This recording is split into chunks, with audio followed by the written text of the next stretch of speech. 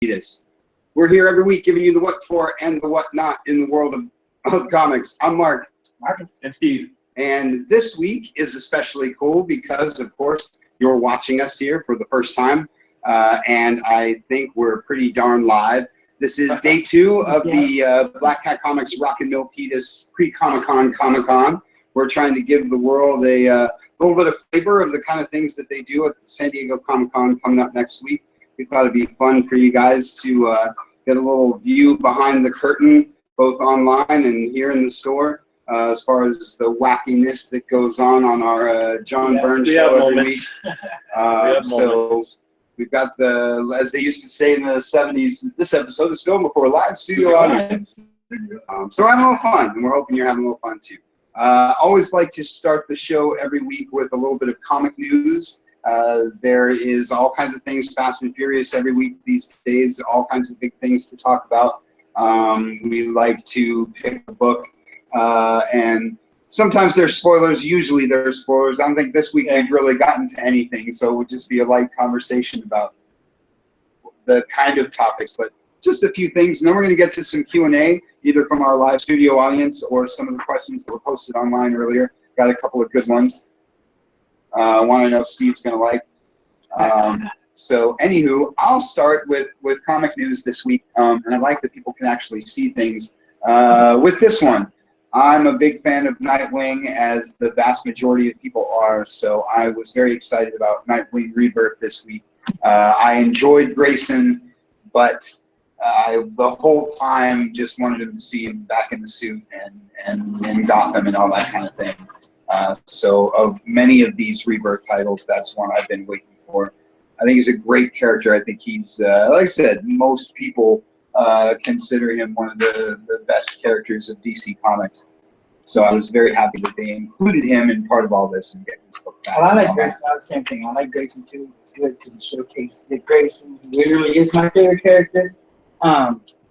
But it's just nice to see him back in the Nightwing costume. Because it's kind of funny to say this too, but he was meant to be Nightwing. Because I was always the person that would say he was meant to be Robin. But he's made that change. You know, he is Nightwing now. There's another Robin. There's been multiple Robins. Yes. I always, the thing, I didn't read the last Grayson. I trailed off, but I always thought he was underwritten. Like, he's huge. He's so complex and has so much into him that I've never read a story yet that I was like, wow, they nailed it. Maybe you guys have, but I haven't really, like, you know, I mean. Yeah, there's been some good ones over the years, but maybe they haven't nailed it exactly right. He's different than Batman. When they did, Bruce Wayne was dead, right, and he took over as Batman. That was really good. You could see the interaction between him and Damian was really good. It wasn't like he was his father. What about the standalone, like a standalone one? Like, that's what I mean. You add them into the Batman ones, but as a standalone, have they had one? I think Forever Evil, the end of Forever Evil, is a really good. There you go. That was solo Nightwing story. Even though everybody's in that one, it really shows you that he's a linchpin of this whole thing. Yeah. It shows his importance to the DCU. There's an annual. Is it a Nightwing annual with he and Batgirl on the cover? Yeah, I think it is Nightwing. That shows you different points of his relationship with Barbara. Yeah. And that's a really, really good story. Also because it shows you how critical he is to the history of the DCU. I'll tell you that one story I like. It's kind of old, but Nightwing Year One. That's from I think it was issue 100 to 106 or 105 or something like that. Issue's good because it everybody knows his origin, but this is the origin of Nightwing. It's not the origin of Robin. It's the origin of Nightwing. So it tells you the things that he did to figure out how to get his costume and all that before that issue of Teen Titans where he just shows up with the Nightwing costume. You know, so this shows you why. Throw in just as a side note though. The Robin Year One is an excellent Dick Grayson story, it is too, yeah. And of course, we could have a whole show on the Wolfman another Perez one Teen too Titans is, stuff. if you ever read The Gauntlet. The Gauntlet is good about his first solo case. I think it's 8 weeks. I can't remember who did the. I have to look at. I can't remember who wrote the story, but it is really good. It's a good Dick Grayson story. So am I just too picky? No, I was gonna say have those. you ever read those things? I mean, I've read through them, but I've never never copied. But the to first, your, like when we first started the series, not the institutions, the series before that, it was all, I say Chuck Dixon. Dixon and what was that artist? Scott McDaniel. See, the average, if you like Scott McDaniel, the average is really good. He's good for Dick Grayson because he does acrobatics really good. He did Batman for a while too. He's a good artist. But that was good. Like issue 1 to about 25 was good, and there was a issue with him and Batman, and there's like an issue with him and Timothy Baker. Then. So there are some good ones. but I would say that unfortunately what you said is exactly true. That the run's about 150 issues, and the first 25 are good. Yeah. No offense, it's not like quite yeah. like that. But as a Nightwing fan, I don't know that run ever hit its stride. I kind of always wanted it to be, especially in the 1 year later stuff. Then the 1 year later, he was like a fashion model and things, and you were like, "What are you doing to Dick Grayson?" And so that run never. One thing with Nightwing, and it's kind of the same thing with like Catwoman back then too, is that there's always a Batman crossover. So you're in the middle of an arc, and then you got to get into this Batman crossover for 2 issues, and then you're back to your arc again. So that always sort of kind of messed up. I guess the trick would be to write him so he's not like Batman, but yet still has Batman characteristics. And that's got to be tricky to be able to write him so he's totally separate from Batman. They do a pretty good job of it. They kind of established that he's definitely a better acrobat, of course, because he's one of the greatest acrobats on the planet. He's one of the only ones to be able to do the triple on that. But they've also Triple Lundy? Yeah, triple Lundy. I like that. Look at old guys like us. I think they showed in the when Batman was dead in the RIP stuff that why he's not Batman. Yeah. I'm with you. Like going back to the Nightfall stuff, I was like, I wanted it to go more Batman Beyond. I wanted to see him become Batman, Bruce become Oracle, and have that be the thing now. That would have been nice. But really, you kind of see that he's not Batman. Now, like you're saying, you need to write him a little lighter, a little nicer. He's the Batman people actually like. When they did that, when he took over Batman, it was lighter. I mean, they were like flying through the Batmobile, taking jabs at each other, and you're laughing, and you kind of don't like Damon at first. But in the end, you're like, man, these guys have this good relationship, and it's a really good character. But I think being with Dick Grayson as Batman made him a good character. Right. So moving on from the Nightwing, what's your pick? My pick of the week is Green Lantern, Al Jordan and the Green Lantern Corps. Mainly because the art is beautiful. Ethan Van Sciver is my favorite. Is one of my favorite artists. I don't want to spoil it, but there's something big happens in this that I've been waiting for a long time. So. On a side note, those Snickers ads that are running, geez. And the artist is really good. The art is awesome. The art That's is when you really put money into the art. That's what you When I first opened it up, I opened up Green Lantern. I said, "What's Batman and Superman What's going doing on in Green here? Lantern?" Because it kind of looks like Ethan Van Sciver a little, doesn't it? Art, It has that quality. It's comic book, and it's so comic booky in the way you have to turn the page to get it. When you turn it, you get it. It's old tradition of candy ads. Or, what is the Hostess ads and all that in the comics? But I'll read that one tonight. I've been reading Justice League because I missed Justice League last week. So those are the two I have been waiting for. I've been waiting for Justice League just because it's a new take on it. I'll see where we can go with it. And there's new members, and they haven't even said who the new members are, so I'll do that. And then this one, I was just happy to see him get back. Just Al Jordan get back to being Green Lantern. When I read it, of course, in the trench coat. Yeah, reading in the Green Lantern title, they're going to go fight the Sinestro Corps. So it's going to be good. It's something that's been building since the Sinestro Corps War. So I can tell you, I like these guys. I've already said I want to like them, but I haven't found one yet. So I'll pick this up and start with this guy, with this one. Did you ever read like we were I haven't got to those yet. We're gonna, I'm gonna have to let him read Rebirth. Yeah. Because that's the first of all the Rebirth types. Sure. You got to read the Zero. Oh, that's what the actual one just came out. No, I'm talking about the one that came out years ago. No. The Rebirth titles. Yeah. If you read that one, again, it's Ethan Van Sciver art. everything that you want to happen happens in Right. that title. Jeff Johns takes over. He explains this, he parallels why he's like that. He even explains, this is very cool. He even explains why his hair went gray. In the 90s and in the, actually all through the 90s, he had that little gray temple. Yeah, They explain why that was fear. Aging him.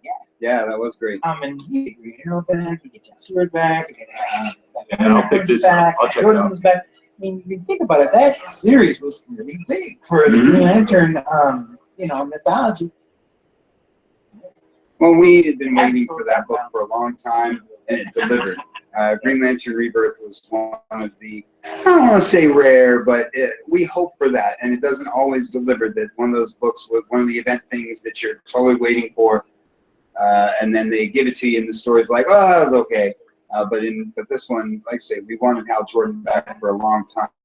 And it was good with Rebirth, and it was good when it went into the new title. And then they did Sinister Cold War, and then that was really good. Did the new origin, and that was really good. And then it was Buggett's Night after that. And so they had all these things all the way to the lead up. Even the 52 stuff was good. it was, but it wasn't as focused on that guy as I would have liked. It was after Jim Johnson. And I do like He's not Jeff Johns.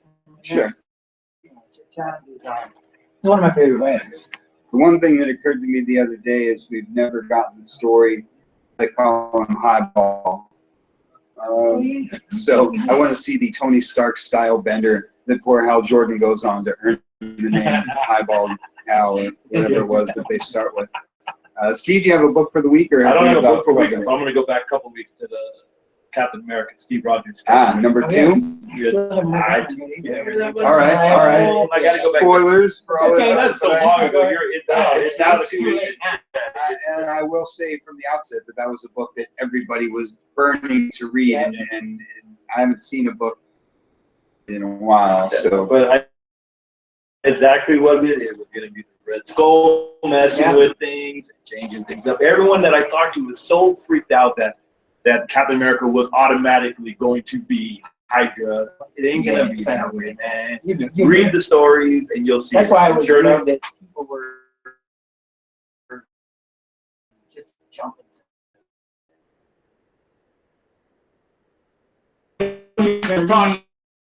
People don't even read comics. Exactly. It's only the first story in an arc.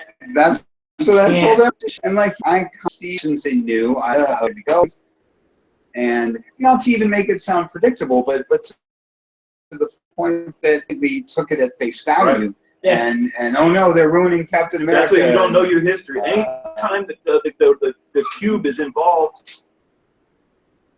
Yeah. Sure. So you can't. Same with Red Skull. Anytime there's Red Skulls involved, anything is possible.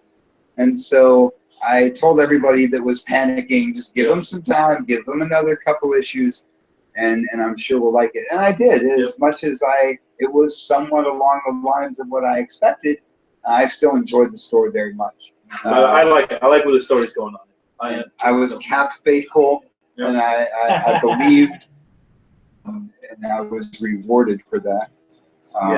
And we skipped a course last week for the religious who listened to us, but I would have liked to have talked about Justice League because that's probably something we'll have to get to next week. Clearly, that's one of the bigger ones in all of this. Now I have to say I'm very surprised at the art in this. It's a big Donovich. She's really good. Yeah, books. I can see people not liking that style of art, but I like it. It smells like Rick Caputo a little bit. I like it. It's good. I was kind of hoping that it would be good art, and it is. I think he's a good artist. I want to see what he did before. Getting into this guy, new Superman Rebirth #1, is my segue to a few things. It's a little bit comic news. It's a little bit of the Q&A thing. So I put out on the Facebook page and put out to the world to submit some questions for this live podcast, so we could stir up some curiosities and controversies. And one of the things that we got, the new logo and what we thought of the new 52 logos.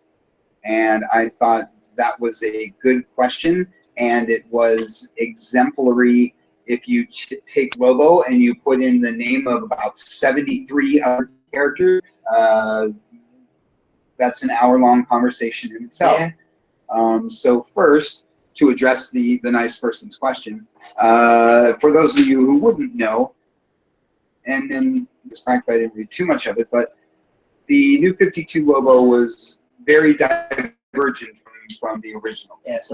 We came to find that there's another intergalactic bounty hunter with that name, and the logo that we all know stole the name and reputation of this other logo. That's a little right. better. That's a It better. sounds like something logo. Right. And yeah. So as much as there was this immediate, what do you mean? That's not Lobo, blah, blah, blah. The story kind of, like you said, well, that is something Lobo. So anyway, it was definitely a different take on the character, a different look of the character. He was young and slick and, of course, more serious and all sorts of things. I liked the book, but was too much of a fan of the take on original Lobo to see him as a new version of Lobo. I liked it, but the fan base didn't necessarily gravitate toward it. Had they kept it going and forced it a little bit, they might have fleshed out something that took off. How many books has it been? It ran about 12, maybe. But I don't think the world was ready for a new Lobo. I think that was I never read it. How did it end? It didn't look appealing. I don't know. I know how it started, but I didn't finish it. The art did look pretty good, though. The art looked pretty good, but I just never picked it up. Because wouldn't the ending be a good ending of Lobo killing the original Well, Lobo? sure. I mean, you're sort of waiting for, and that's how it starts. That's his mission. He finds out that this other guy stole his name, and he's like, I'm gonna find that guy and take him out. And so you're sort of waiting for that. The original, or killed the original one. Right. And said, well, should have done a long time ago. So like back when Thunderbolts had Power Man and Power Man fought for the name. That was awesome. Well, Power Man was first. That's true. But it brings up a big thing, like I mentioned earlier, which is why I kind of wanted to go to Q&A. The Lobo question applies to new Superman, applies to Mighty Thor, applies to what they're going to be doing with Iron Man very soon. Yeah. All of this transitioning of classic characters into new identities is sort of all the rage and all the talk, and every Wednesday character in that discussion. And this week it's new Superman. There's been a lot of them from Marvel and for DC. They finished a lot of characters. They created a lot of characters. And at least with the sense of Superman, we still have the other Superman too. Right. And from what I talked to a few people yesterday when we were at the party, some people think that New 52 Superman might come back. I think we see Clark Kent in the other books. Maybe I didn't think about that. That's my theory. It could happen. You know, I don't know.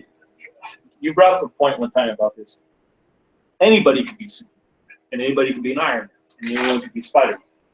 Yeah. But no one can be Thor because Thor is Thor. Just like Mark. Yeah. Everyone could be the owner of this store, but no one could be Mark.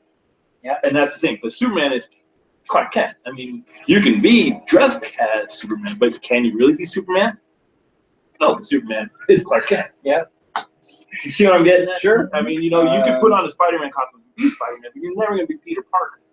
Sure. Peter Parker is Peter Parker. Captain America is Steve Rogers. Yeah. I thought that was what, getting back to the Nightwing thing a little bit, I think that was the point of Batman R.I.P., was the idea that Dick Grayson can't just put on the cape and cowl and be Batman. Bruce Wayne is Batman, and you have to be Bruce Wayne to be Batman. They've done that a little too much for me now. Sure. They did it with Asgard, they did it with Dick Chicago, they did it again. They just did it with Mr. Gordon. Right. I mean, The red hair thing never happened. I'm just going to live in a world where that never happened. It started really good. It started really good. I don't think I say it ended bad. It just ended different. I thought it was good. But it A brings giant up, flower man in the middle of Gotham. they did it with Winter Yeah. Soldier too. I think that was the point of making Bucky Cap was Yeah. that you saw that Bucky isn't what you can put on the suit and sling the Did you like shield, it but when Buffy became that? Yeah. I mean, I gave it for what it was, but like you're saying, in the end, it's not. The suit never made Steve Rogers. Steve Rogers made the suit. Yeah. Right. The suit never made Clark Kent. Clark Kent made that suit, Batman. And you can just keep going down the road. Keep going down the road. I think when they changed Lucky 2 Winter Soldier, I think that was one of the things they wanted to show. Is that, yes, he's got the robotic arm and all that, and he can do all these things, but he's not Steve Rogers. So Right. he doesn't have the personality of Steve Rogers. So he could never be Captain America. Well, that's going back to just that whole, once again, always bringing up the origin. Peter Parker is Peter Parker and became Spider-Man for the reasons that he became. Steve Rogers, everyone will say it was a serum, right? Oh, it's a serum. But, he would have gone in and fought the Nazis the way he was, even before the serum. even though the gun was bigger than him. Yeah. So that's the thing, is those guys made who they are. To put on the costume, you have to still go through what they went through, and plus to become who that person is. Yeah. One thing that's neat, though, about the new Superman book is, and I've been thinking a lot about this, because, of course, race and diversity, all these things are all the rage in on us, many, many layers of conversation. And one thing that I think they do with this book that I personally liked and is that they meet what we're talking about in the middle, meaning they show you that kind of what you said, that in a certain that if you believe in doing what's right and using your powers for the betterment of humanity, blah, blah, blah, that if you're someone with powers or at least keys or authority or whatever have you, that you can put an S on your shirt like Marcus has, and you can live a better life and make society better. And I like that idea. I like the idea, kind of like Batman Family or Batman Incorporated.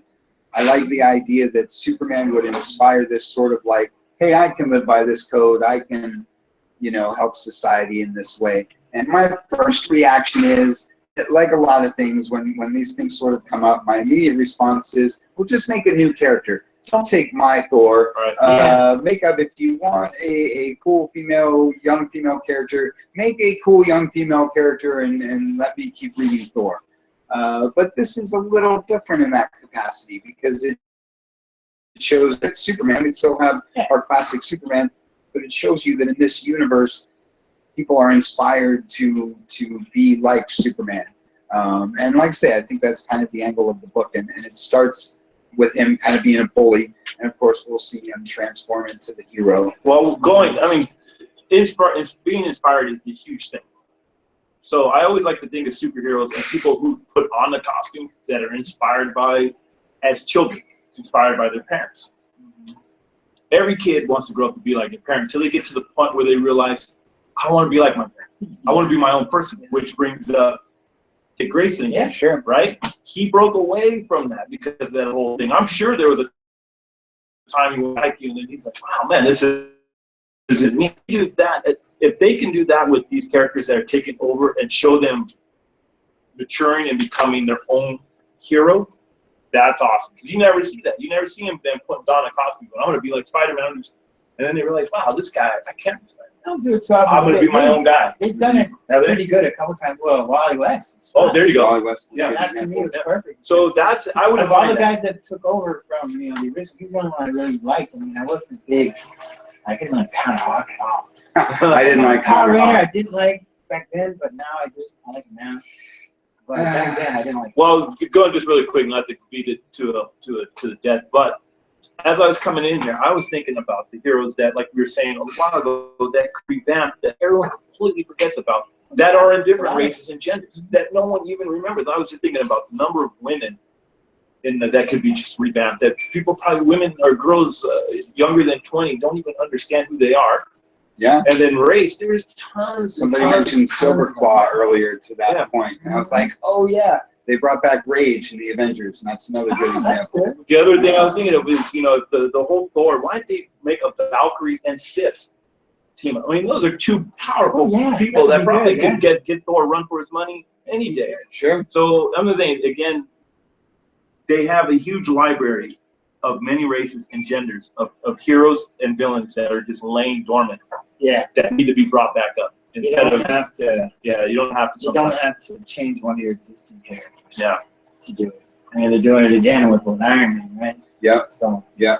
I think part of that, a little like New Superman, I think that's the appeal of Miles Morales, is that as tough as it is for us to swallow, young people don't see Peter Parker as a young character anymore. Yeah. And so young people don't relate to the life of Peter Parker as what they're going through, like we did. Yeah. And so I think they've done a good job of, though, in of course, being old school and being a purist, I was like, well, we already have a Spider-Man.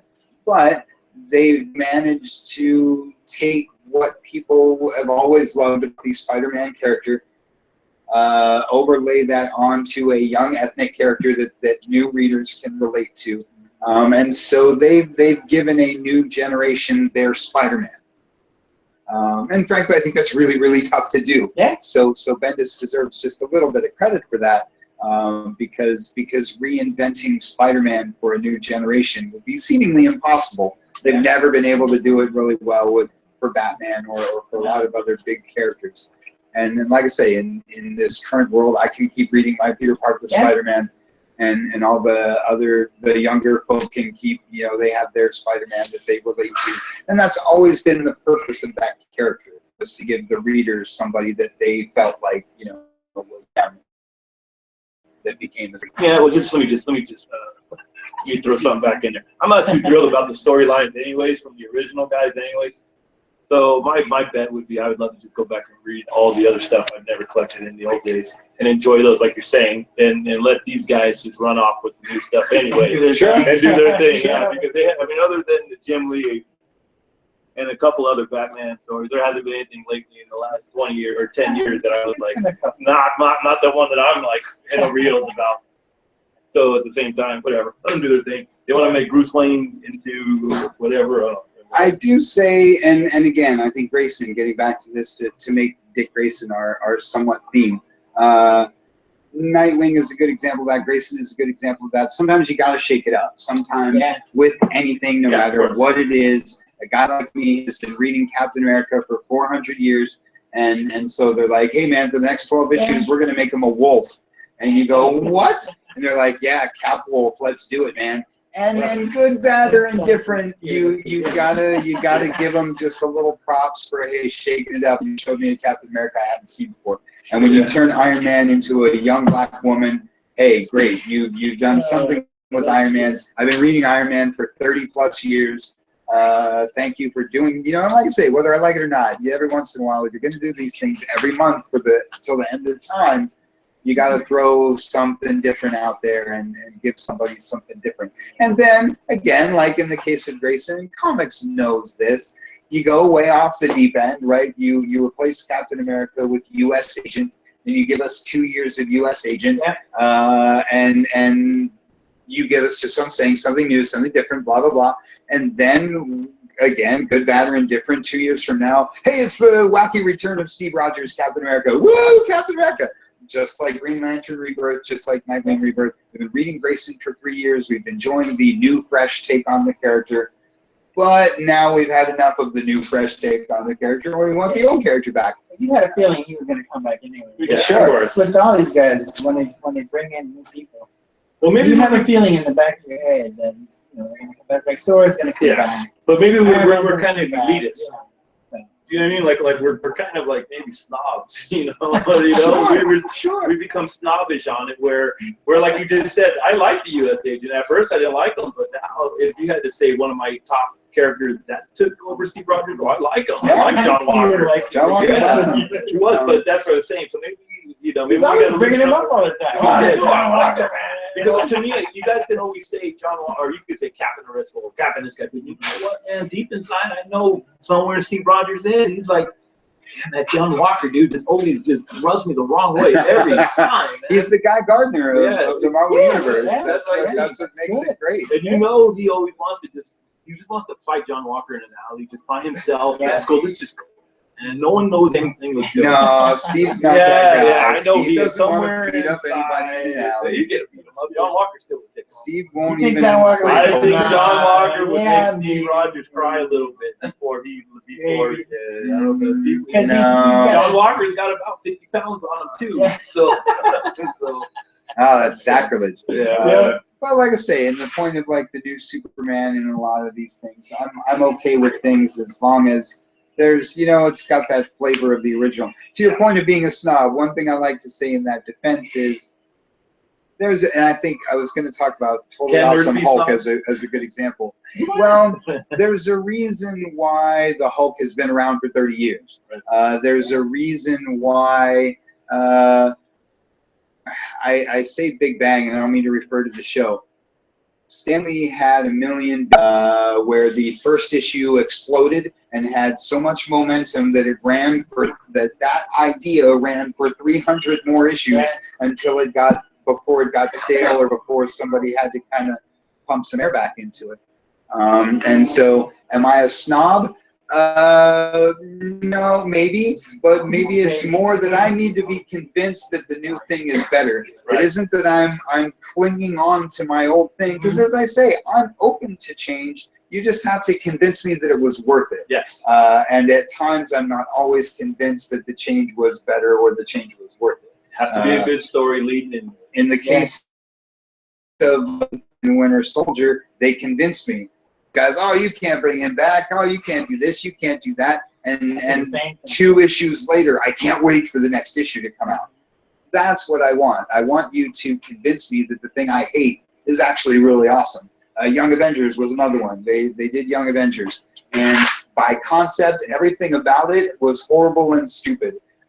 From the names of the characters to the concept, everything about it. But the cover art was really neat. Yeah. So I did one of those things that a comic guy does, that a comic book store guy does, and he jumps to the last page to see why anybody would care about this book. And I was like, wait, that guy's Kang? Young Kang too, right? And so in one page, this book that I had hated before I even picked it up was suddenly my new favorite book. Because it had an amazing, and I don't even want, they had a something lad. I mean, let's say the whole thing was just stupid. Yeah. And then you get to the end of the first issue and you're just totally hooked. And again, that's what I want them to do. And so if they can make radical changes and then convince me that it was worth it, then I'm all for it. But when they make the radical change and then 6 months later they have to change it back because nobody liked it, I'm like, well, then why did you guys bother? Don't give Aquaman a harpoon hand if you're just gonna, do something different in 6 months. The only reason why I get on this so much as I do is because, again, my whole thing about origins. But I always look at it, just using Bruce Banner, for example. He's the only one guy that would have survived that blast. That's how I look at it. And then once you start allowing other people to get gamma rated and becoming who they are, he no longer becomes that original character. He's like, well, shit, anyone could have done it. And saving Peter Parker, he's the only one guy at that one time that could have survived that fight and then end up having superpowers. Everyone else gets cancer. They would have been dead. Yeah, they would have been dead. But if you start allowing people, and he's no longer that guy, Steve Rogers. That's why Steve Rogers in the Super Serum has never worked properly other than on him. Yeah. Everyone else had some problems. They went crazy. Something else happened to them. And that's the unique. Start making these characters into those people. You're like taking away what they fought to get those people who they are, and that's what kind of like sets me off. Bruce Wayne again. He just didn't become Batman overnight. Well, you got to figure when most of these characters were created, they were created to be unique. Right. And now all of a sudden that's what somebody else taking their place. So like I said, so make the story believable. Don't try to convince me that they are who they are and even better than that person, unless you can have a good story saying why they are. I'll believe it then. Yeah. There you go. I can't really think of anybody that I like more than the original. Because like I say, I like Wally, but I didn't like him more than Barry. Well, I'll take it one step back, though, and say that if there was somebody that was, let's say, 110 years old on this panel, and they would be like, oh, that's Barry Allen, he's not the Flash. Jay Garrick's the Flash. All this since the 60s, this is garbage. Somebody could sit and say the Golden Age comics had, way more text and way more story and way more whatever you want to talk about, and someone could make a great argument that the Silver Age butchers all their favorite, much like we sit here and say, I can't believe they, turned him into a girl. This same thing. Except I don't know that in the 60s, those guys who were reading the books in the 30s picked them up. But just to make the point that we have this conversation, but comics is always like that. We were talking about this, getting back to Nightwing. This was my thing in the 90s when they got into, that was too many years ago now that I want to think about. But when everything was Nightfall, I was like, it's time. We've been reading, I have 8,000 Bruce Wayne Batman comics. He would be 78 years old. Let's retire the poor guy and then make Dick Grayson Batman. 20 years ago that I was talking about that. And everybody's like, no, Bruce Wayne has to be Batman. Bruce Wayne has to be Batman. And that will continue to be the case. I often argue that half the reason for these rebirth things and universe relaunches is just to keep those three fresh. It's just to keep Superman, Batman, and Wonder Woman in a modern capacity. Because like we say, in a lot of cases, especially with Cap, these are World War II characters designed, and certainly with the Stan Lee guys, these are 1960s nuclear radiation themed characters. How do you keep this modern and fresh and whatever without really changing the nature of the character? Well, that's what they did with Batman. I mean, in those last few issues of the 52 title, he was healed. He had no scars on him at all. He'd been healed because, like, Alfred looks at him and says, "Where's all this Batman?" And I was like, "Oh, they're gone." So he's getting a fresh start. So he's going to be in better shape than he's ever been, pretty much in his whole career. And we'll see where it goes from there.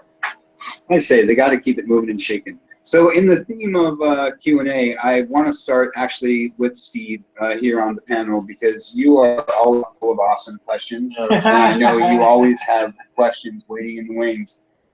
Just open it up to the live studio audience. Surely you have a question to just throw out there. I do, but I don't, because I've been wanting to say this the moment I sat down. Let me just say, I'm going to be the first to go on record and say this new Pokemon game that they got running around, they're going to invent new ones, and they're going to come up with a superhero one.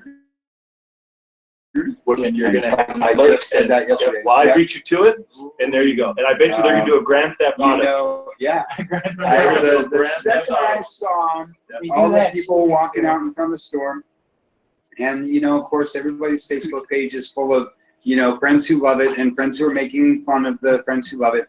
But the first thing I thought, I wanted to be one of those people to say, look at these crazy people walking out there.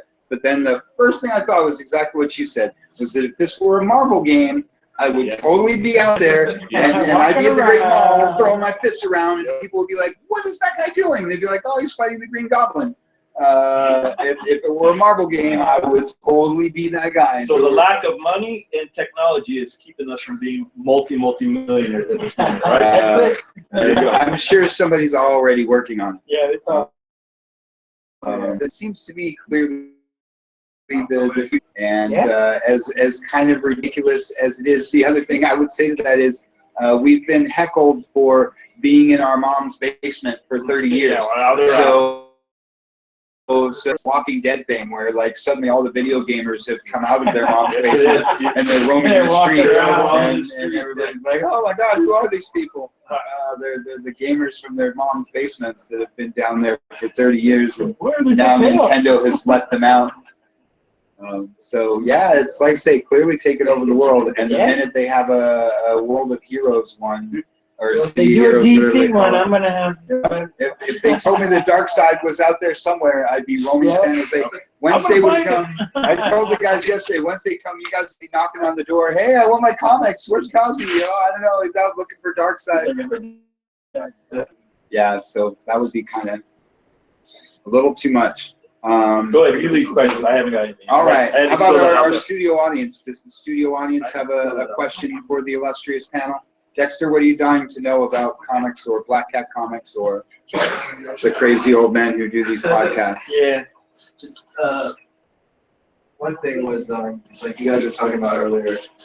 I agree, and like Steve mentioned earlier, like Clark Kent has to be Superman because that's who he is. It's not an alternate identity.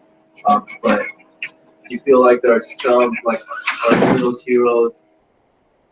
Something you feel like lends itself, like in the case, I feel like Green Lantern lends itself because it's a core to different people taking over the identity. That's one of the good things about Green Lantern is you can have so many different. Can be anyone. When I was younger, it was just always Hal Jordan, and then they came out with this series, Tales from the Core, and it was just really, it was really great. And then they took over the book for a while. So it was good to see all these different alien Green Lanterns. You know, in a case like that, it's okay because they're like space caps. There's going to be a whole bunch of them, and they're going to have different personalities, different aliens, different beings, and all that. So in that case, I think it's good. That's a really interesting question, though. Are there characters, being replaced more so than others? I'll tell you one thing. Remember when we were kids? There was the JSA. Characters that were saying, like, I think I like Golden Age Superman more than I like the Earth One Superman. Well, because he was cool, because he went around and punched people. He couldn't fly. He did leftover things. He was really cool. Well, going to your question, going to what you said. If that's the case, and if you didn't care who the Green Lantern was, what you cared about was what the Green Lantern is, then it's acceptable. You're like, okay, well, he's a better Green Lantern, and not. But if you're not connected to who his personality is, it's kind of like a quarterback for your team. Right. That's the same thing. Everyone loves Brett Favre, but when Aaron Rodgers came along, they're like, oh God, now everyone didn't care about Brett Favre anymore because Aaron Rodgers won the Super Bowl. It was what was good for the team. But that's a somewhat good analogy because in a lot of ways, your favorite quarterback is leaving eventually. Your guy it's the nature of sports, right? Guys get old, guys get beat up, whatever happens. If you're going to watch, kind of like I said earlier, comics plan on being printed till the end of time. The NFL plans on being around to the end of time. So if you plan on staying a fan of your team, then inherently that your guy's going away sometime and you're going to have to live through that transition. As they say with coaches a lot, but all the rest of you live that perpetual fear with coaches all the time. And in a sense, I think, like you're saying, comic books are just a little bit like that. If we're going to do this for 75 years, how are we going to keep this going? I think it's interesting. As I think about it, Batman is one I keep coming back to. And it's funny because as the reader, in the real world, I wouldn't want that. But in the DC universe, it would seem to me that, not in the Robin way, like in the training someone, but Bruce Wayne would want Batman to keep that sort of myth, this idea of Batman, going, right? Like it would seem to me part of the reason he got Dick Grayson at that young age was he knew from day one that he was going to get shot in an alley and somebody was going to have to keep being Batman. So like I say, as the reader, people want to see a new Batman or want to think of Batman as a character who will be replaced all the time. But in the DC universe, I think Bruce, that would totally be part of his plan. His long-term plan, because he always has. Right. He would consider himself very mortal. He watched his parents get gunned down. So the idea of getting gunned down would be very much in his mind. This is where we kind of. I like the idea. What I like is the Bruce Wayne where he's old and he's still crazy in the head, thinking he can do the stuff, and he has the technology to have the mechanical limbs and the bionic arms and the spine that gets him to move. And Superman is still telling him, listen, Bruce, you need to knock this off. You're old. And he's like, nope, gonna do it. That's how I see, Bruce Wayne. I mean, so you like that Kingdom Come, right? Yeah, I love seeing him turning it over to someone else, but at the same time, he's still like, I'm turning it over to you, but trust me. I'm still really with that. Yeah. But to me, it's like a 2 days after I'm dead sort of thing. And I thought the Batman Beyond connection to Justice League did that so well. Oh yeah, again, did I love it? Did they sort of retconned, that they prequeled Batman Beyond?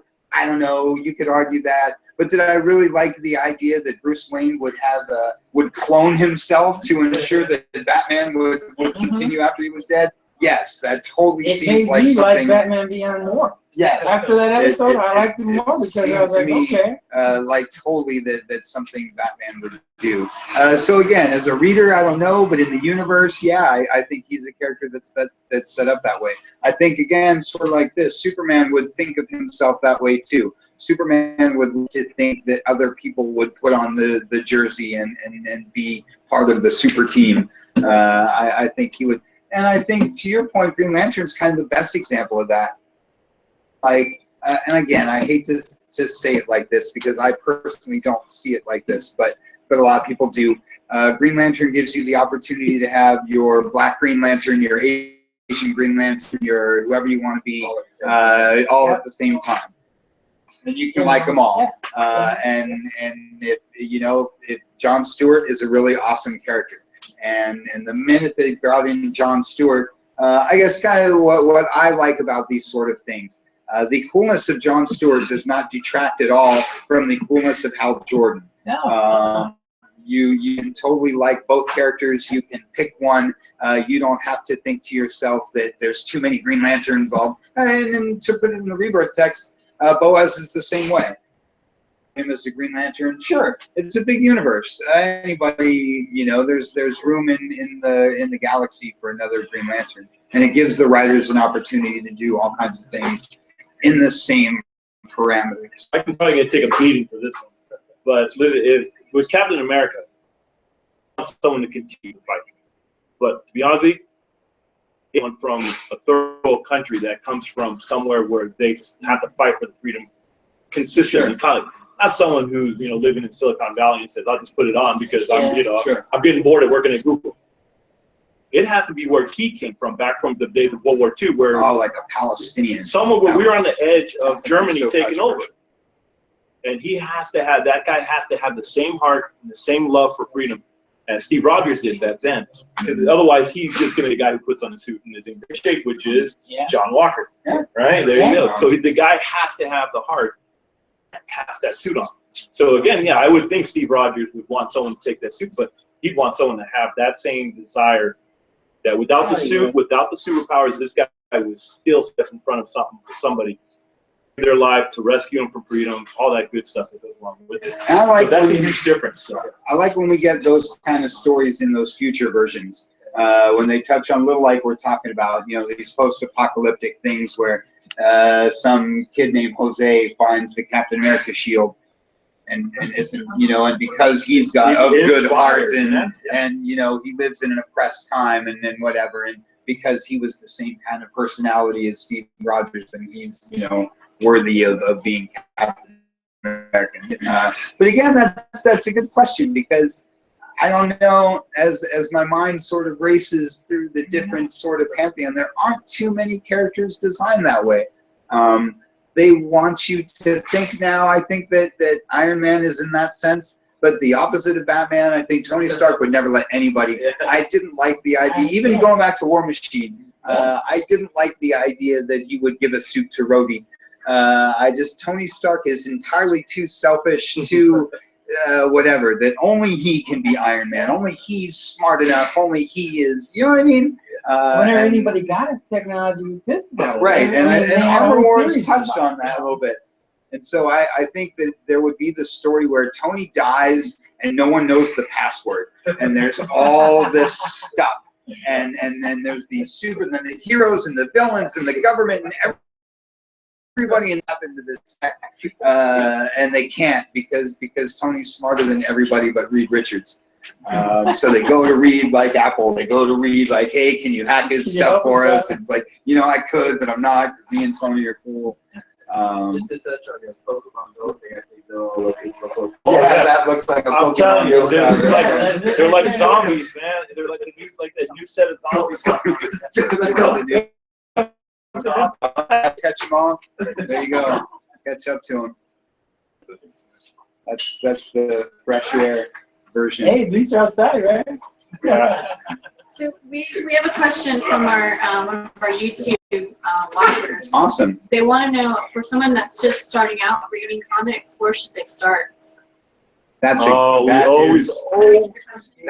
always So have the that. question from the YouTube viewer, hello, is if you're a new reader, where do you start?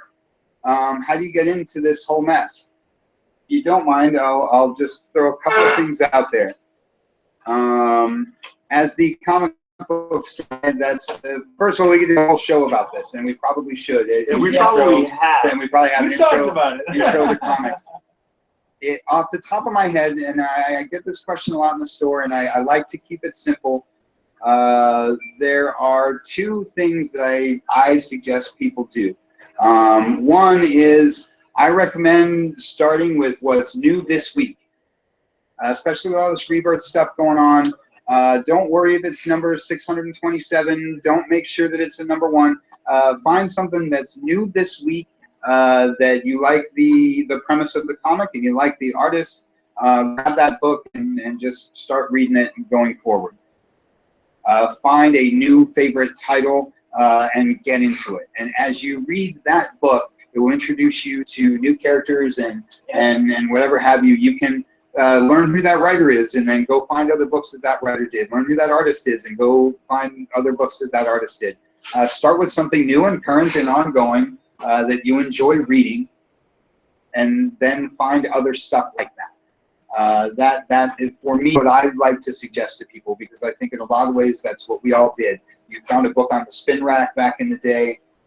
And, for me, it was team books. I picked up an Avengers comic, and that sent me to Captain America and Iron Man and Thor and all these other guys. And I like to recommend with something new and current because it keeps you going with the new stuff. Comics are meant to be read periodically.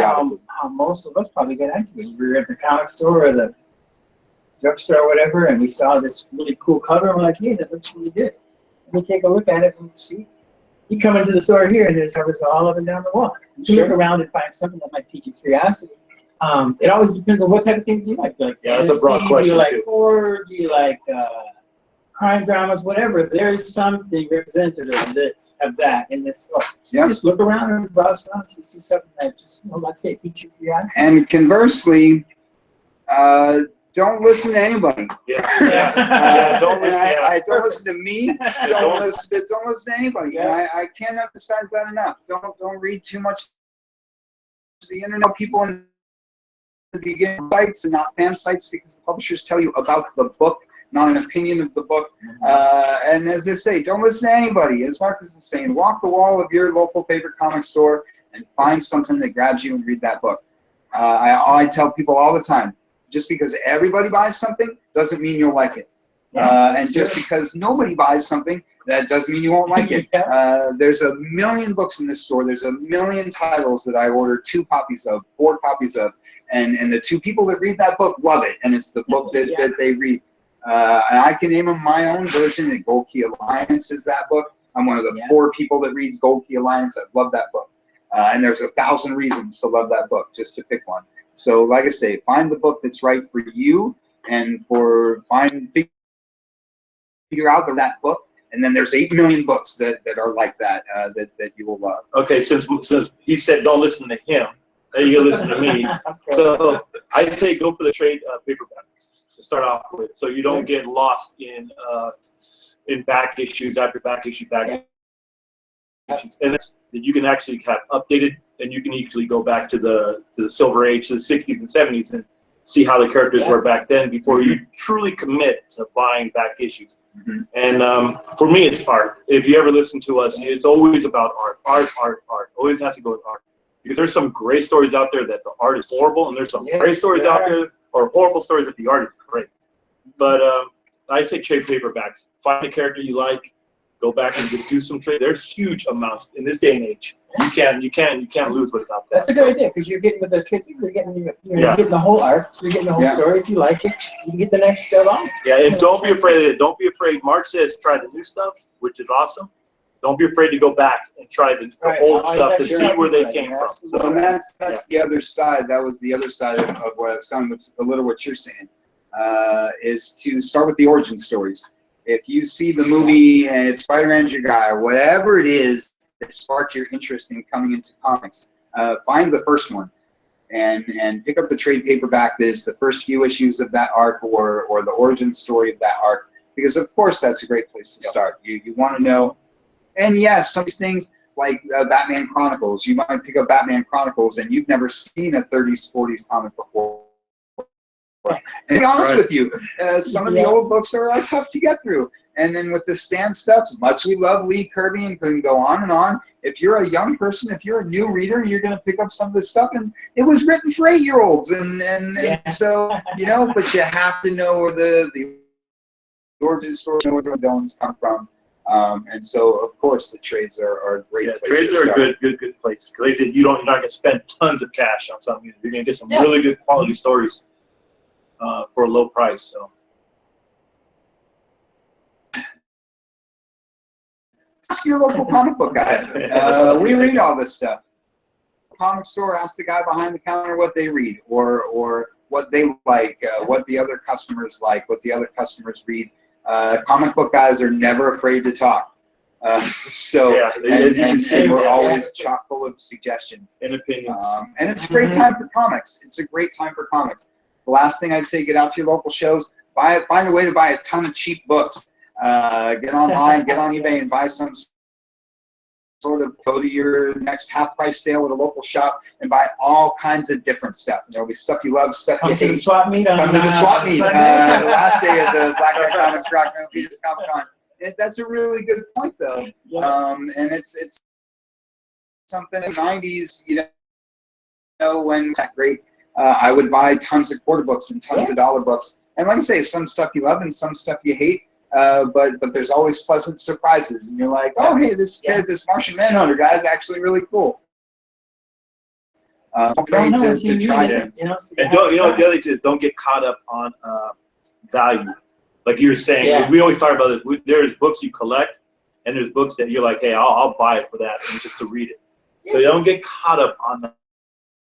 That's find a book that you're going to read, and don't worry about it. It's going to be $100 next year because it's the #1 issue of Rebirth. Just enjoy the book for what it is. Yeah, and everybody collects books for different reasons. There's all kinds of different reasons to buy different books. Guys like us buy books to read, books to collect, books to keep in mint condition, books we don't mind trashing, all those things.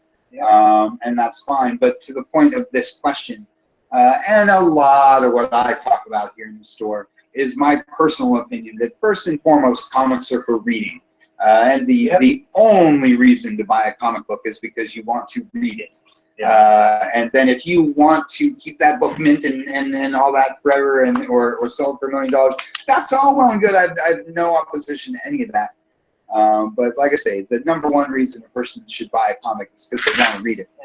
Well, the reason a lot of those books are worth money is because they're good. We always talk about that. We go through our collections, and the ones that are like worth the most are the ones that are trash because we read them 10 or 20 times. Yeah, that was our thing last couple of weeks. It wasn't the key issues. It was what our key issues were to us that are worth millions in our heart than they are what they'd be worth millions on the shelf. Yeah, sure. And that's huge. And that's the other thing that you got to think about is the value of the book is only worth what someone's willing to pay for it. And back in the 90s, people were buying first issues of stuff that not worth that. And I have friends that bought first issues or this, and they gave it to me because they're like, oh, it's not worth anything. Exactly. But to me, it's worth it. To me, it was worth it. And to that point, the ones that have held value, and I talk about Spawn #1 as a good example because it's a good example of a lot of things.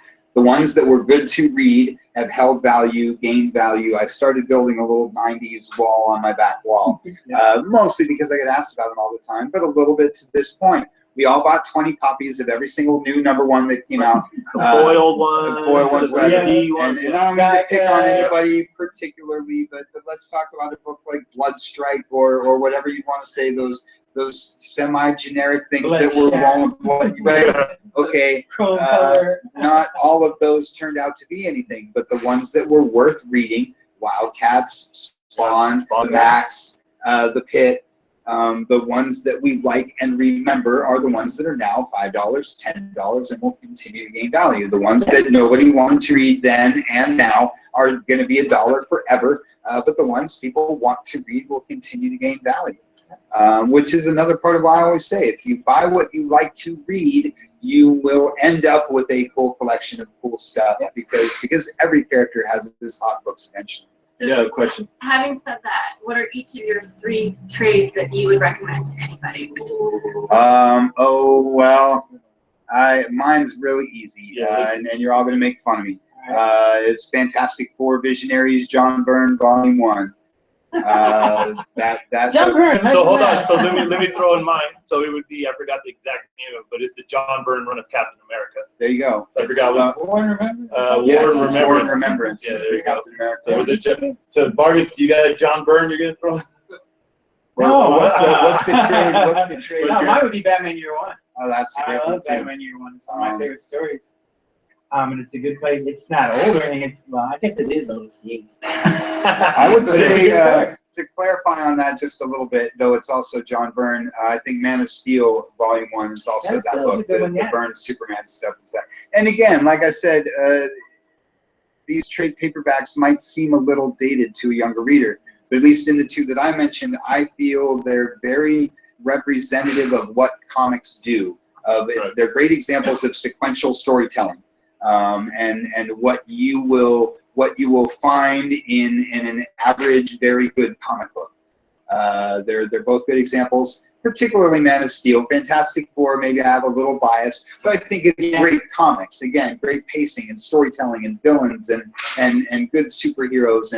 And I picked that one because, like I always say, if you can impress a new reader with Fantastic Four, then it will be much easier to show them things like Spider-Man and Batman, things that they're familiar with. Right. Once you get a total off-brand thing, as a kid, that's what made X-Men cool. We didn't know who any of the X-Men were. They weren't popular characters, but they sucked us into that book and they made them popular characters.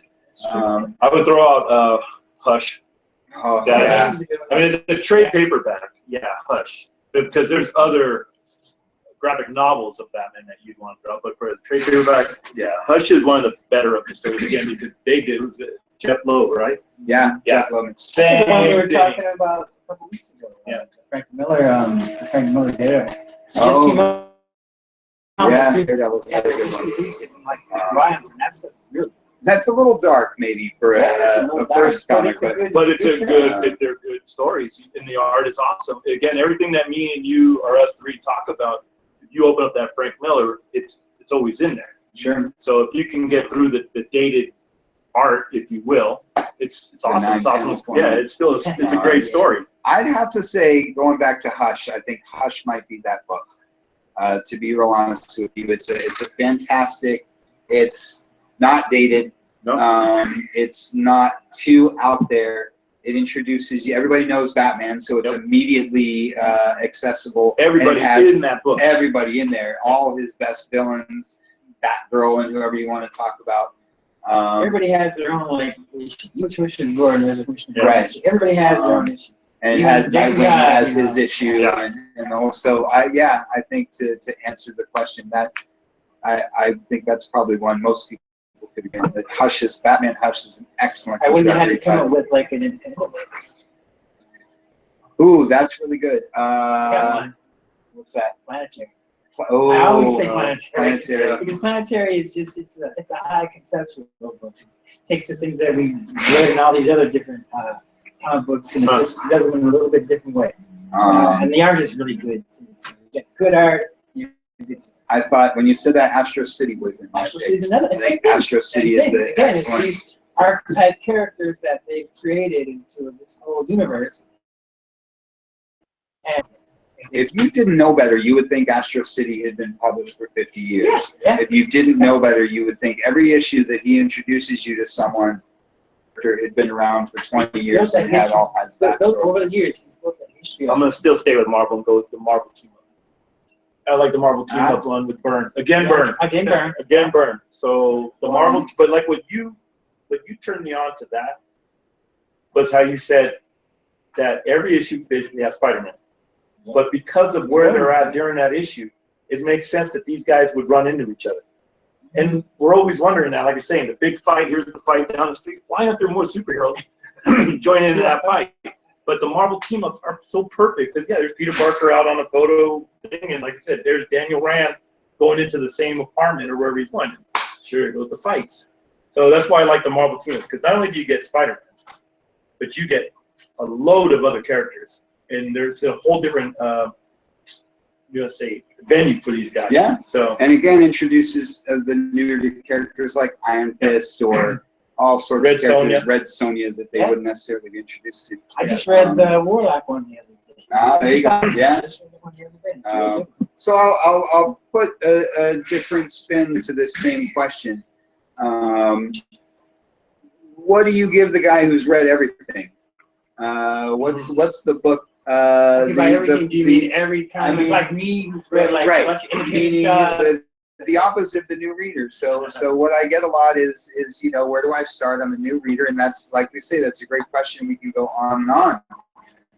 But one thing that I, as the store guy, give a lot of thought to is, first and foremost, how do I bring back what we call the lapsed reader? How do I convince the guy who quit comics that there's the book? And the second question is, how do I satisfy the totally jaded, I'm sick of everything comic book guy? Because there are tons of guys, and this isn't a knock on anybody or anything, but some guys like me have read 800,000 comics, and they're sick of relaunches and whatever. And whatever you want to tell them, no, but I read this and I really liked it, they don't care because they don't believe you because they've already read that. So what's the book, either trade it, what's the book they haven't read? Hold on, because you know me, I'm going to go into a long spiel, so let me get out of the way first. To me, comic books, I'm that guy. The one he's talking about, I didn't want to say it. I didn't want to point fingers. I'm very, very close to being jaded on the new issues. To me, comic books is like music. You may not like a song one day, and then you see it in the right place, the right time, and all of a sudden that's the greatest song you've ever heard, or you can't believe that it took you that long to like something. Comics are the same way. If one involved that's kind of, you know what, sit them down with a group of guys who have passion for comics, and you will convince them I never liked Fantastic Four. After sitting with these guys, I am now collecting my Fantastic Four. Yeah. And because of the passion that comes out of these guys about it, you say, read this because the art is great, and that doesn't mean nothing. But if you come back with passion, you can convince almost anybody to just at least give it a try. And that's the same thing with music. I mean, you could play that same song 10 times over. I'm like, I can't stand that song. But you put that song in the right place, the right time, and I'm going to go, wow, it's a great song. Same thing in comics. To me, it depends on the time of my life. If I'm on martial arts mood, man, that's the kung fu. I'm picking up everything. If I'm in this, I'm picking up everything.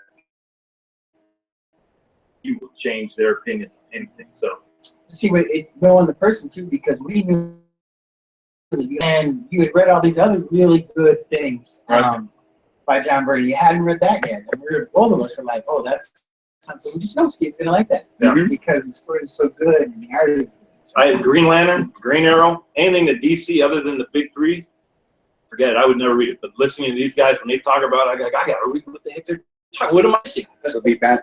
Yeah, I'm kind of glad you bring that up, because that is something, especially around Free Comic Book Day, and now as I get into Comic-Con time and different things, it's something I like to get into.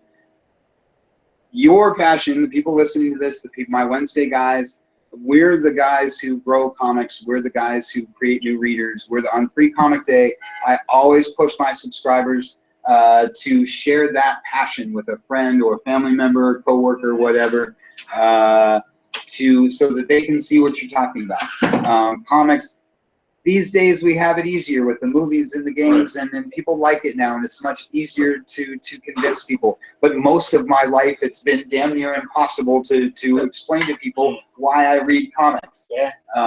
And so again, I like to use Free Comic Day and any opportunity I can, the toy shows, different things, to encourage my hardcore guys to turn their friends into people like us. Because what you're saying is totally true, and I really, really believe that, especially on any Wednesday, and especially on Free Comic Day. if you're someone who loves comics, your passion for any book is going to bleed out to a person, and they're going to want to read whatever it is just to see what it is that makes you so crazy about it. And I think that's important to the future of comics, and you can, you know, make friends and all that kind of stuff. So you're right. That's Ian, if he's listening, you know, if he's watching, listening, Ian was a good example because he never talked about the Punisher too much. And when I kind of broke it down on my version of what the Punisher, he says, I never thought about it that way. And it kind of piqued his interest. I don't know if he read anything, and if he didn't, well, that's your fault. But you know what? We had to get him back to the Mike Zeck ones. Read the Mike Zeck ones. Those are the ones. Good stuff like that. Yeah, but once once that passion came out, he kind of goes, yeah, I get it. So. You'll like that a little kid came in today and asked me if I had any books with art from Mike Zeck. That's awesome. And I about cried. I swear to God, I got all misty. That kid was like, he was not 8 years old. And I had no idea. He had read Secret Wars. And he did exactly what I got. In fact, he did exactly, he lived my dream, which was he got a comic book, he read it, it touched his soul. He went back to the first page, saw that name, and came to his comic store and said, what else do you have from this guy? And that's kind of what I said about the new reader question. Pick up something that you're drawn to and then buy anything that guy did. And so anyway, because Mike Zeck's not a guy who does regular current work, when I was asked that, I was like, God bless you, kid. So anyway, we're a little bit late on time, but I did get one more, at least one more question that I wanted to get to because it was a good one. They ask, have all the new strong female characters in the movies and books led to more girls buying comics? And they say the new Star Wars books brought me back. And I think that's a fantastic question. Again, a whole other thing that I'd love to do a whole show about. Yes is the immediate and easy answer to that question. I, as a longtime fan, well, first I'll say that as a retailer, I see many more female subscribers, many more female readers than I have over the years. And of course, that's nothing but a positive. And all the diversity and things, the growth of readership, as I was saying earlier, has been so much necessary in comics. Doesn't seem like it now because everything's so famous. But we remember a time. I've been reading about the death of comics all my life, and all my life, and comics were, you know, this was going to kill comics, and that was going to kill comics, and so as I said earlier, we inside comics have been pushing for new readers, for diversity, for all these things forever, but we all got laughed at, and then you all went back to playing sports, and now, you know, it's all these new things are bringing up stuff, and I think that's fantastic. I love seeing the wide range of fan base. I love seeing the wide range. For me personally, to that point, I think it's more important to bring in a wider range of creators. What we're getting now as a result of it that I think is so important is female writers and female artists getting into the business. And getting more involved in the creative aspect. And again, I think that's just great because we need more people in comics. Well, real quick, Marcus has a daughter. I have a daughter. She's 26, and they obviously both raised on comics. Yeah.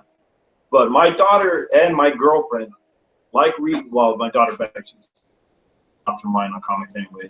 She no longer exists because she doesn't read comics. But my girlfriend and daughter, at one time, they like male characters, and nothing to say that there was no female characters that they didn't relate to. It's just like my girlfriend loves Thor.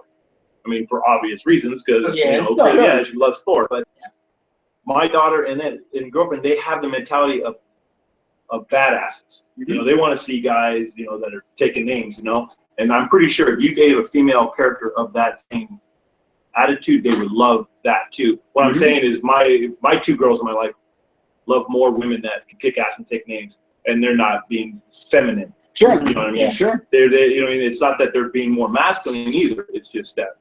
And so, because that's what draws them more to the male characters, is they like these guys that do that. So, and so my question to whoever wrote this question in was how do they want their female characters to be more feminine, or more aggressive like a male? What attracts them to that female character? Are they attracted to that female character just because it is a female character, so they feel they have to be loyal to that? Or is there something about a specific female character, that, like Elektra? That's a great example. It has characteristics. Yeah, I'm sure. So again, that's I know that's a broad question that I couldn't answer one, but One thing I really like along this topic, I go back to Black Widow. I don't think anybody in the popular world knew anything about the character until the Avengers movie. Avengers movie comes and everybody loves Black Widow. As a longtime fan, I've always loved the Black Widow character.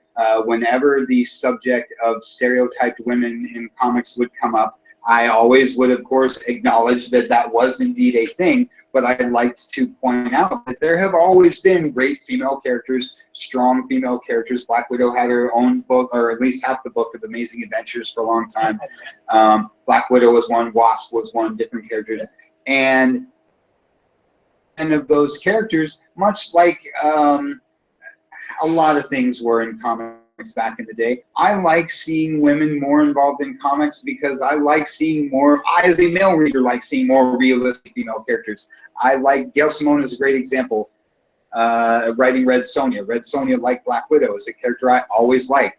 The book was always, she's Conan. She's exactly like Conan, but she's a female. She's a hot female, so I preferred Red Sonja to Conan. It's not rocket science, right? Yeah. And Red Sonja was never waiting to be saved, or was never the damsel or whatever.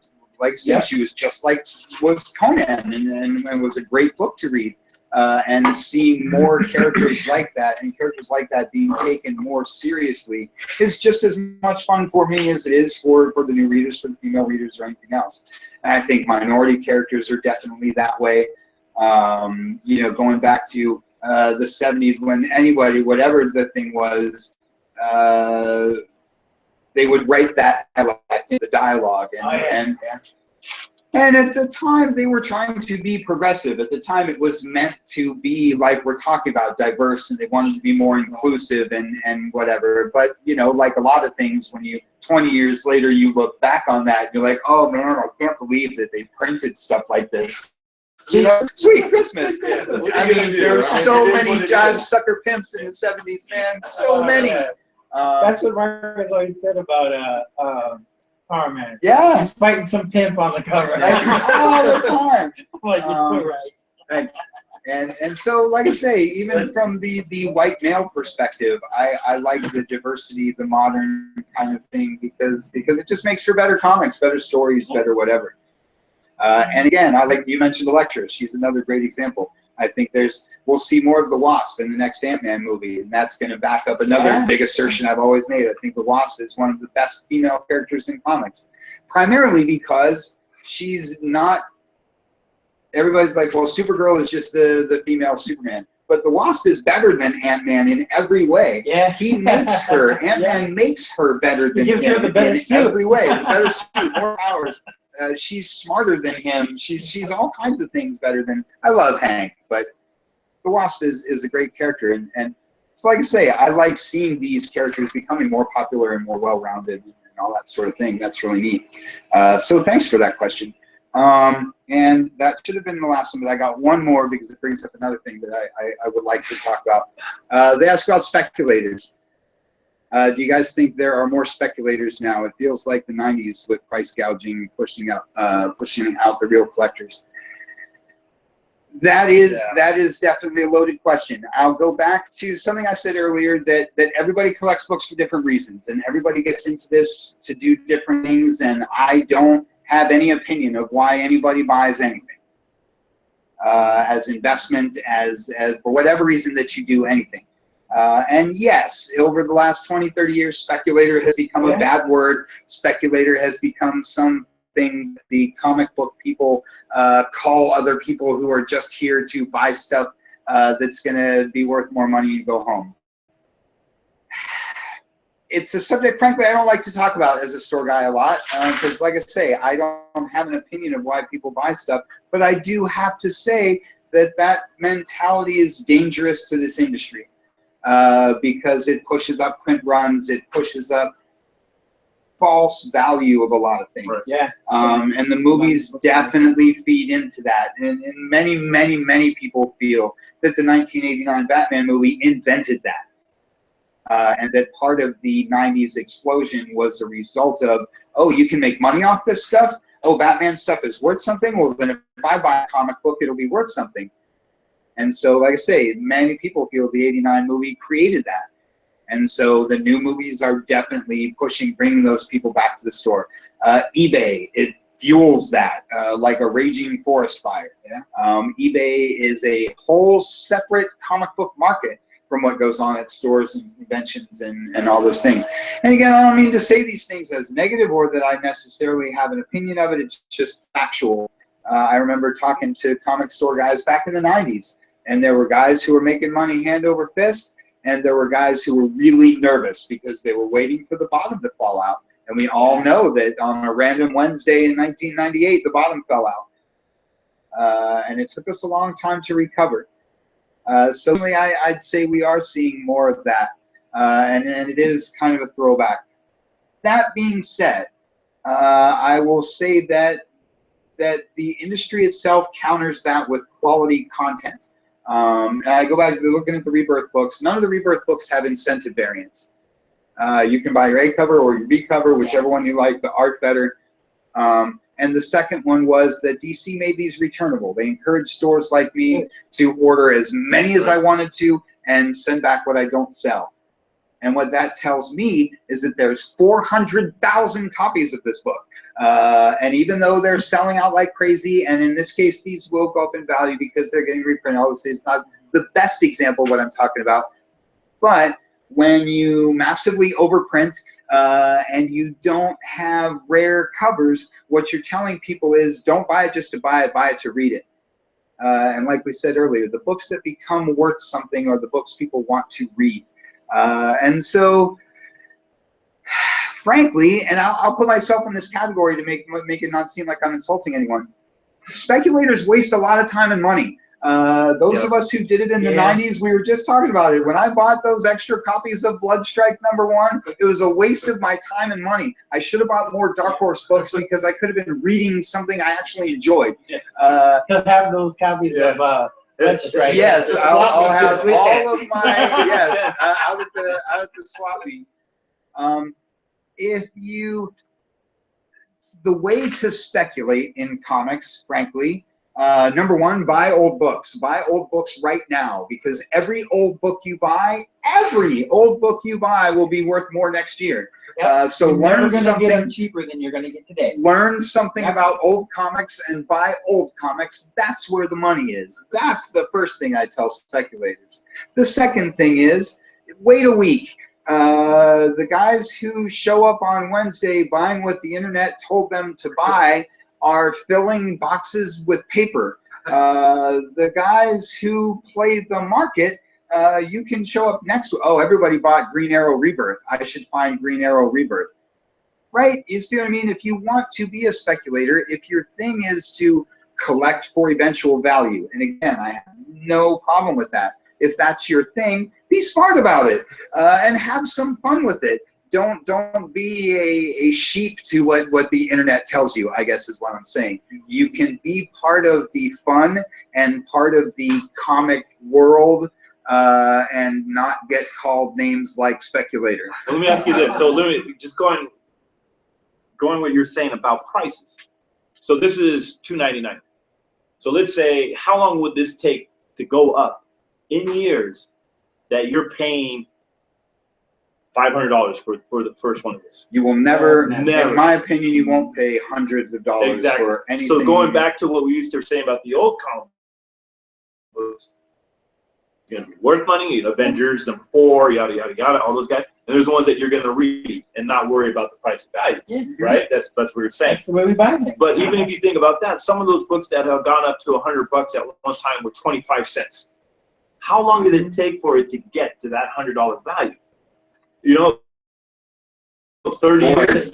I say, like everything, I was going to start with so many things in comics. I mean, think about books that were worthless for so many years. G.I. Joe. And then all of a sudden, boom, Yeah. it goes up. Or like that number 30. like a $5 book for 40 years. And then all of a sudden somebody thought, oh, geez, isn't that the first ever appearance of Black Adam? That's a $300 book. Yeah. You know, and everything, and it's another thing that I tell the speculators, and I tell the readers, and I tell the everything. There is almost no coordination between any two comics.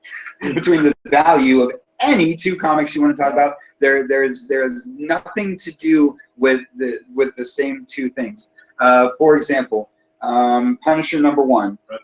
When I was a kid, Punisher #1 was a $20 book, and $20 was a lot of money to spend on a book. Yeah. And you would see it on a back wall, and that book said $20, and you'd be like, wow, that book's worth $20.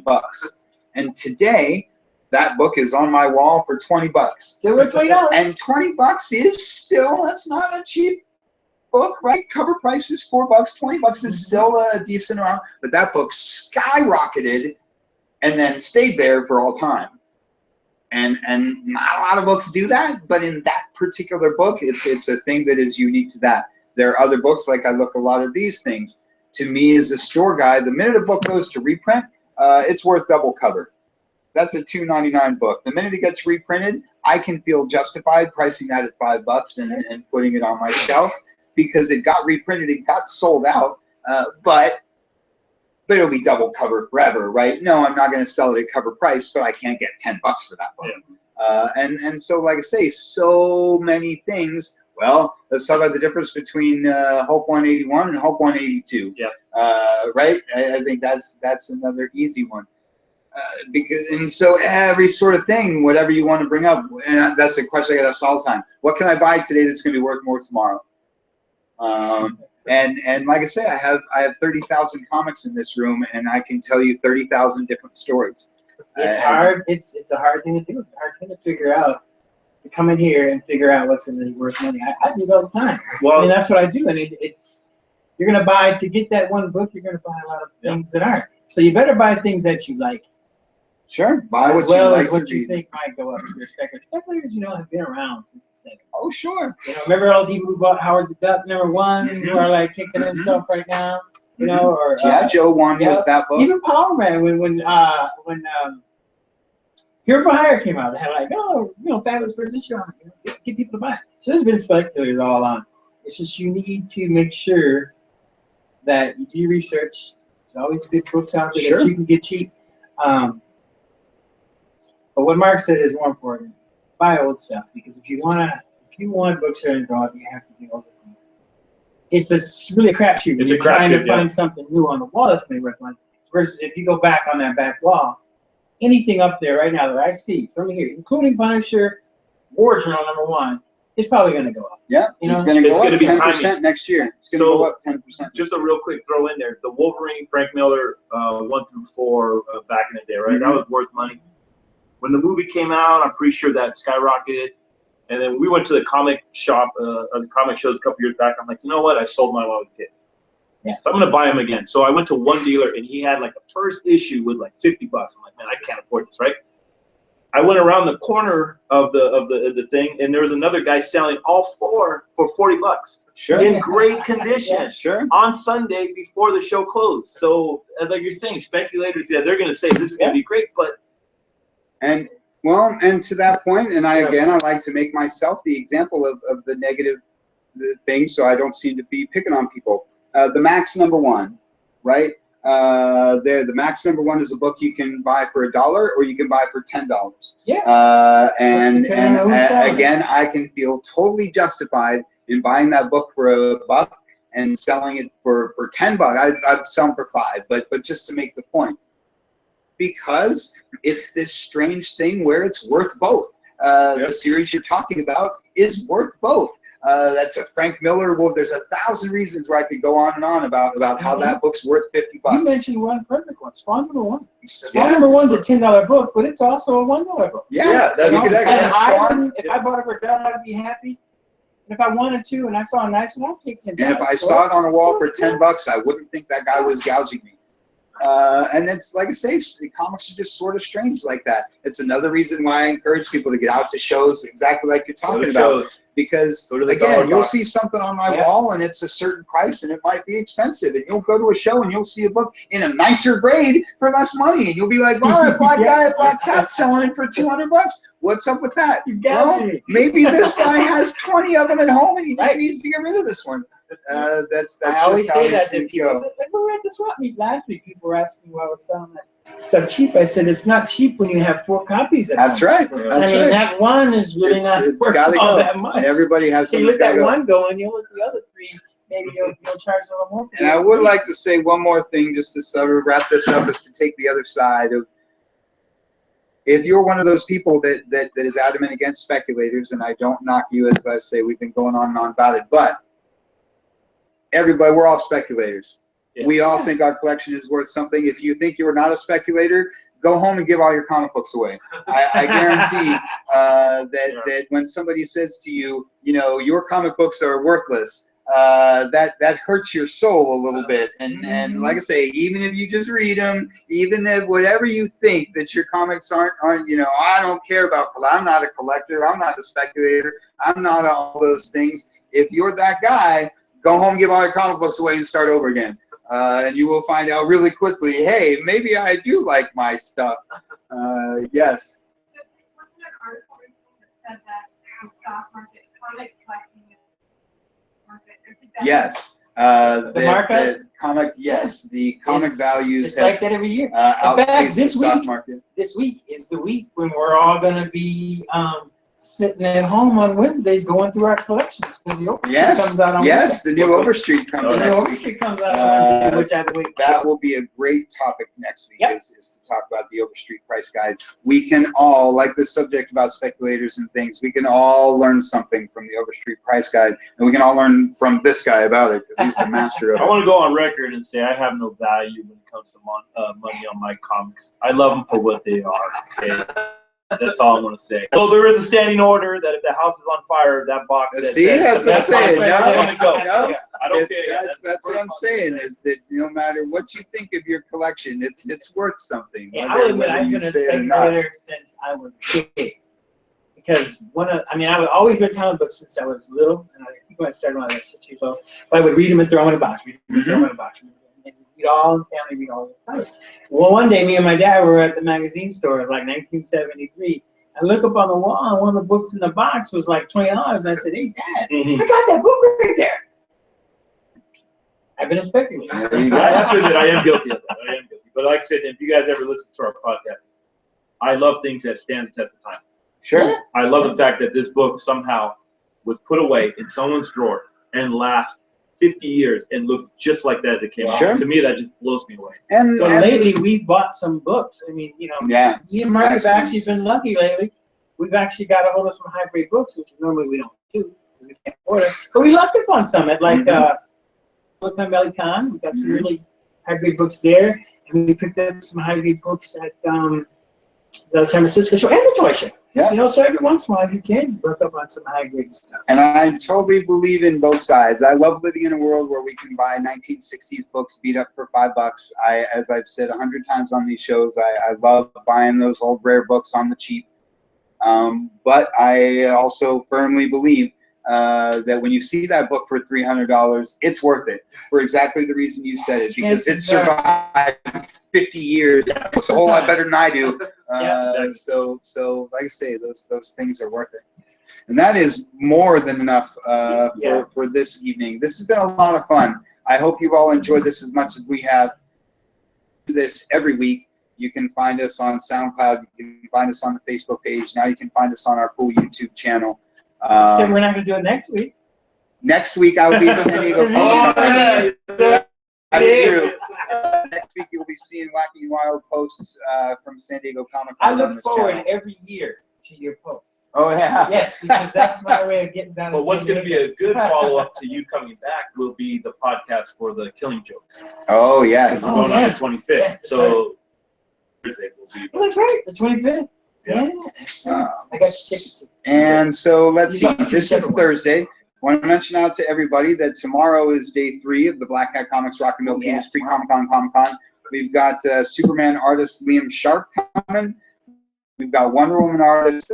We're going to Flip it around. I'm flip it sorry. around, reverse Oops, that. yeah, reverse that. I've probably been getting that wrong for a little while. But either way, they're both going to be here. And we're going to do a little panel like this. Where we're going to talk about how awesome it is to work at DC Comics. They're going to sign your Superman and Wonder Woman books for you. It's going to be a lot of fun. Then on Saturday, we've got, open gaming. We've got cosplay. We've got movie night. Then Sunday is the swap meet that Marcus and I are so super excited waiting about. for. We love the swap meet. So all of you watching, listening. I'm excited about movie night too. Yes, you bet. I can't wait to go back. What's the movie? We never say. I always say that it's kid friendly. You can bring kids and whatever, but we always like to surprise you. My when it's wife here. looks forward to. She was gonna come. She's gonna be there movie night. She looks forward to. It's going to be great. So She make said sure pizza? you check all that out. So she did say pizza though, Francie. You bet, of course. And so yeah, that's this weekend. Then we're off to San Diego. We'll keep you all updated on that. Lots of moving and shaking going on Buy here me in a Rock and comic Roll book. Peters. You know, I say that. Buy me a comic when you're down there. He's gonna come back with like 20. I was going to say, I'm I going to want fill it a whole back. wall of So, comics. I don't have to worry about that. He does it every year. So this has been a lot of fun. Hope you've all enjoyed it as much as we have. Until next time, from Black Hat Comics in Rock and Milpitas, I'm Mark. Marcus. Steve. Thanks for watching. We'll see you next week. Yeah.